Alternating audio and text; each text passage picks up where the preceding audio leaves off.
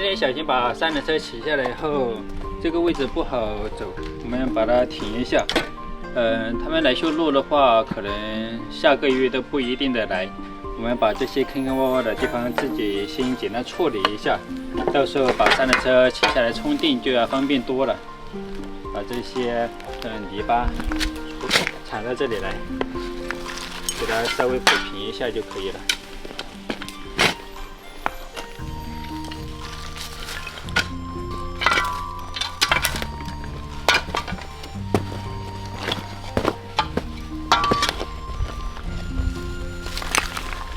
都建议我们把我们刚买的那个房子下面的碎瓦片用来填在这个路上。其实那些碎瓦片我们牛圈那里还没有给它填满，因为还要切薄砍起来，到时候那里的缺口也需要东西来填，所以我们就打算那些碎瓦片填在那里，因为那里的话用碎瓦片填起来，它会把那个水分吸收下去，就没有那么多稀泥走路的时候。这里的话，我们那天骑车，确实是被这些大石头给挡住了。当初他们年前走的时候，我们也没有想过说让他们把那些泥巴弄到这里来，给这里填平了之后，再让他们的挖机挖走。不然的话，我们的三轮车直接就骑到这里来了。那天骑了一下，还是可以骑到家门口，只是这些石头太大了，阻碍的有一点多，所以今天我们把这里给填平一下，下次老妈就可以直接把三轮车骑到这里来充电，就不用我们来帮她骑了。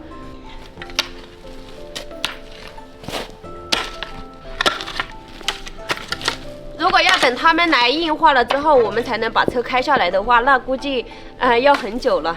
一开始还以为真的是几天就要来硬化，结果我们在这上面等了这么久都还没有来，所以我们就自己把这条路给它先填平一下，开车好开一点。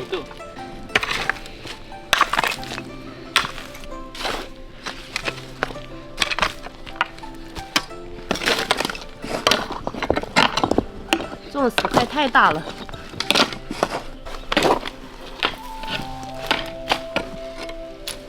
我还是拿一块。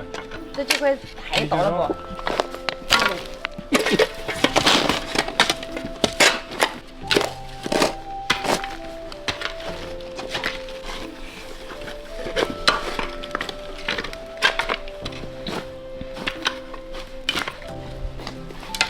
今天又请了一个帮手，叉叉请的。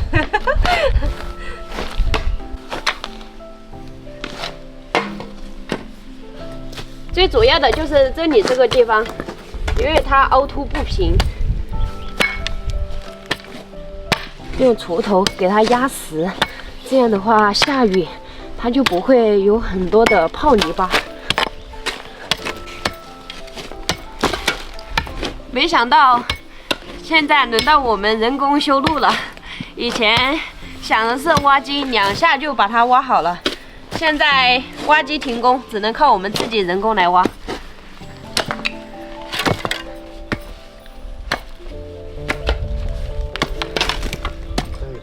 这里这块石头尖特别容易扎坏轮胎，本来以为把它敲掉，这块石头还是比较坚硬，就不敲了，用泥巴来给它围起来，这样给它填起来就不会扎到轮胎了。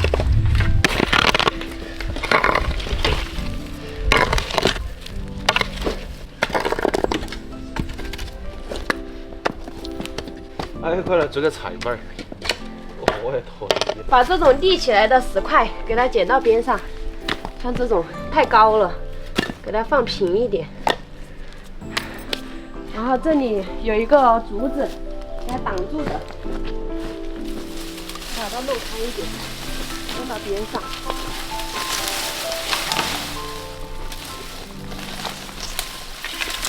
这里的路给它修好了，还是挺宽敞的。哎呀，保不起来。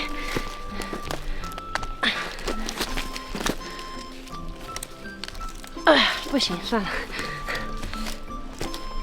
像这种石头，给它放平就可以了，没有必要给它剪到其他地方去，因为剪到其他地方去的话，也没有地方拿给我们堆这些。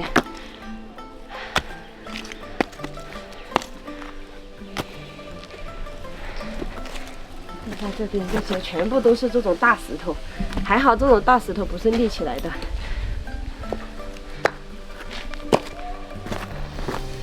这里这块这么大，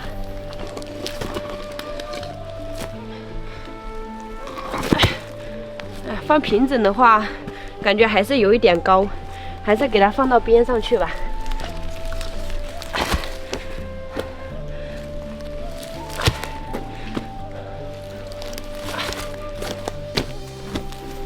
好，就放到边上就可以了。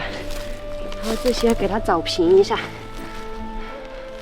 像这种特别容易坏轮胎，它这种，要是昨天老妈不让我骑下来充电的话，我都没有想过要把这里先填平，临时拿出来当马路用。然后还好那天，老妈让我把她的车子骑下来尝试了一下，知道哪里不平，然后就修哪里。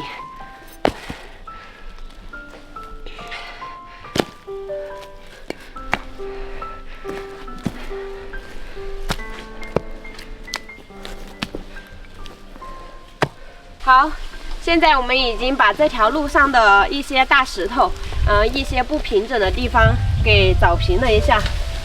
因为电动车它比较小，所以需要的路段不是那么宽，只需要电动车能通过就可以了。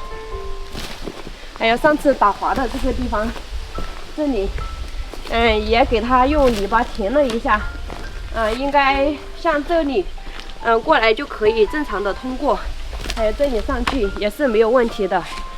下次让老妈自己尝试一下，看一下她能不能顺利的开过来。因为上次的话是我胆子比较大，开了一个头，然后她见到我能把车子开过来也挺开心的。下次就让她自己来开。现在的话我们把所有的危险的地方都已经给她找平了，那些尖的石头也剪开了。太大的工作量了。除了马路边上那里最陡了之外，就是这里最陡了，把这里也挖平一下。这里原本是那棵柿子树，那棵柿子树挖走了之后，所以这里有这么大一个洞在这里。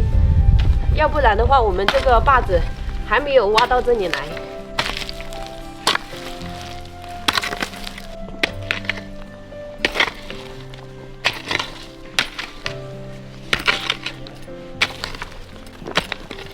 好，应该差不多了，也把它弄宽了一下，到时候开上去也好开一点。